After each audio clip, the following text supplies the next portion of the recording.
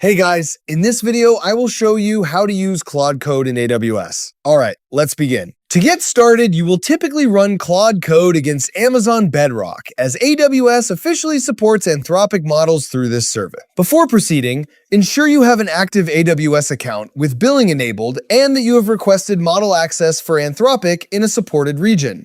You must complete the first-time use access step within the AWS console before the models can be invoked. Once your environment is ready, ensure Claude Code is installed on your machine and open your terminal. In the AWS console, navigate to Amazon Bedrock, scroll to Model Access, and ensure the specific Claude models you need are granted.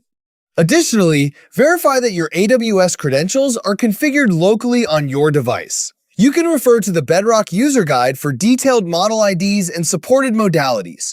Finally, launch Claude Code within your project folder and select the Bedrock-backed Claude for coding tasks like reading files or editing code. So that's basically how you can use Claude Code in AWS. That's it for this video. Thanks!